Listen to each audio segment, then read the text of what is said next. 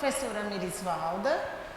Vamos trabalhar a disciplina História da Educação, onde a gente vai viajar um pouco sobre essa história, como aconteceu, como tudo se deu diante a educação, certo? Então, espero que a gente faça uma boa viagem nessa história. Vamos lá?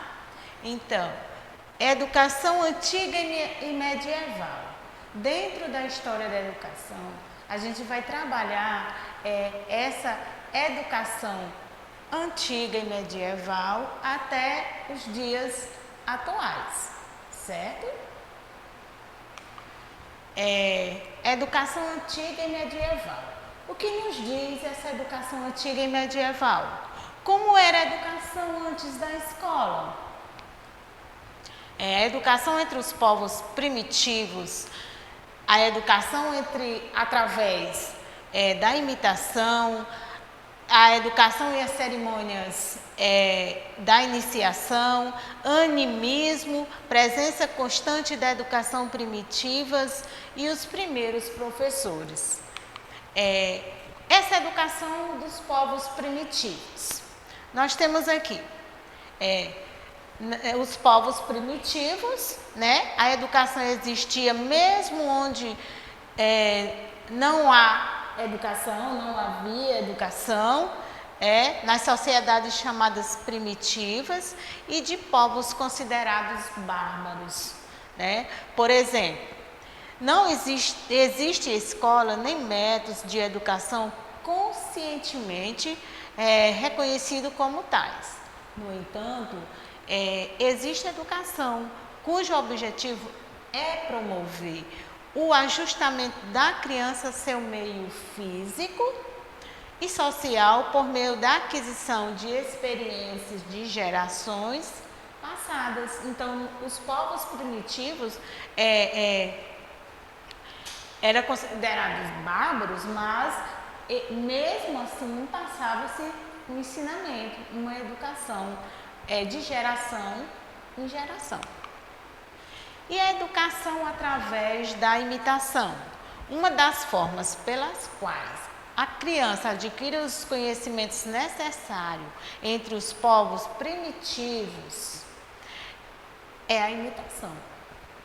Nos primeiros anos de vida, a imitação é inconsciente. Numa segunda etapa, a imitação torna-se consciente. As crianças participam das atividades dos adultos e aprendem por imitação. Então, essa segunda etapa tem início quando começa a exigir da criança o trabalho. Então, a criança passa a imitar o adulto. Então, essa é a chamada educação através da imitação. A educação e as cerimônias de iniciação. Como acontecia? Entre todos os povos primitivos, encontramos as cerimônias de iniciação. Como iniciar, né? Que possui especial valor educativo. Em outras tribos, elas são breves e em outras duram anos. Né? Então, ela é uma cerimônia com valor educativo. Então, a partir daí, eles já começavam a ter essa experiência de educação. O animismo, presença constante na educação primitiva. Como é isso? Todos os povos primitivos possuem uma característica comum. São animistas. O animismo consiste na presença de que todas as coisas possuem uma alma. As pedras, as árvores, os animais, enfim, todas as formas de existência possuem alma e espírito. Então, essa presença constante da educação primitiva vinha-se, né, no decorrer o tempo passando e vinha constantemente essa crença de que todos os objetos, as árvores, as pedras possuíam uma alma ou um espírito. Né? E os primeiros professores? Embora todos os homens, né, participassem das cerimônias de iniciação, havia determinadas pessoas às quais cabia a direção das mesmas. Né? Essas pessoas eram denominadas segundo só diferentes casos, eram chamados de feiticeiros, curandeiros, xamãs, esconjuradores e homens que consultam os espíritos familiares, constituem os professores mais primitivos. Então, aí era considerado os professores mais primitivos. Esse tipo de pessoas, feiticeiro, curandeiro, porque eles tinham uma forma de direcionar as coisas. A educação oriental. A educação oriental, gente, a educação chinesa, o conteúdo da aprendizagem das escolas chinesas, o método de educação chinesa, a organização da educação chinesa, a educação hindu e a educação judaica. Então, a gente vai ver cada uma desse tipo de educação dentro da educação oriental. A educação chinesa. Então, o conteúdo da aprendizagem das escolas chinesas, como acontecia. Nas escolas, os alunos, além de aprenderem a dominar as formas de linguagem, decoram os textos sagrados, estudam os comentários sobre os mesmos e procuram desenvolver um estilo literário semelhante aos escritos sagrados. Então, qual era o método? Né? Qual o método da educação chinesa? Então, o método utilizado na educação chinesa é o da imitação. Né? Os primeiros anos, eles se resumem em decorar. As crianças decoravam.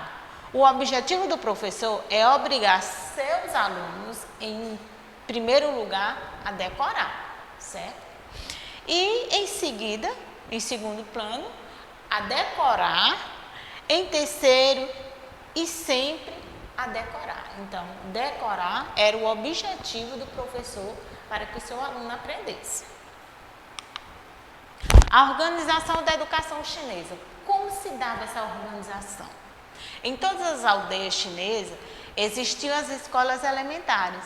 Elas eram mantidas pelas contribuições dos alunos e com o auxílio voluntário das associações particulares. Praticamente não existia prédios escolares. Os dias letivos eram longos e se estendiam durante o ano todo. Então, assim era a forma que eles se organizavam, certo? E a educação hindu? Essa educação hindu não difere muito da chinesa. Né? A diferença da hindu com a chinesa é com os outros sistemas orientais. Deve-se principalmente ao sistema de castas da sociedade hindu. A educação judaica deram muito mais oportunidade para o desenvolvimento da personalidade. E nesse aspecto, inclusive, contribuíram para o desenvolvimento da cultura ocidental, gente. E assim, houve essa forma de educação, a educação judaica. E a educação grega, como se deu? Como aconteceu? A Grécia é considerada o berço da civilização ocidental, da qual nós fazemos parte e cuja cultura assimilamos desde o nascimento. A educação grega dá mais oportunidade ao desenvolvimento individual. Homero teve uma importância excepcional para a cultura e para a educação gregas. Tão grande foi a sua importância que muitos estudiosos consideraram que os germes de todo o desenvolvimento posterior contidos no período homérico. Já no século XIX a.C., Licurgo organizou o Estado e a educação em Esparta, uma das cidades gregas. O objetivo o objetivo da educação espartana era dar a cada indivíduo um nível de perfeição física, coragem e hábito de obediência às leis que o tornasse um soldado ideal. A educação grega em Atenas, outra das grandes cidades gregas, tinha um pouco em comum com a educação de Esparta. Enquanto em Esparta se deu muita importância à educação física, a serviço da guerra para manter o Estado, em Atenas surgiu o ideal da formação completa do homem, né? Foram colocadas ao mesmo nível da educação física e a educação intelectual. Então ele faz essa formação completa do homem, tanto na educação física como na educação intelectual. E quem foram os grandes filósofos que contribuíram para a história da educação, né? Sócrates é um dos, no qual ele procurava demonstrar que o conhecimento das verdades universais era a base de toda ação virtuosa. Para ele, a educação tem por objetivo imediato o desenvolvimento da capacidade de pensar, não apenas de ministrar conhecimentos, mas de pensar, né?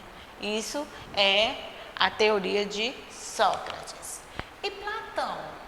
O que diz Platão? Qual a sua contribuição? Qual foi o seu pensamento? O conhecimento não vem de fora para o homem. O conhecimento é o esforço da alma para apoderar-se da verdade.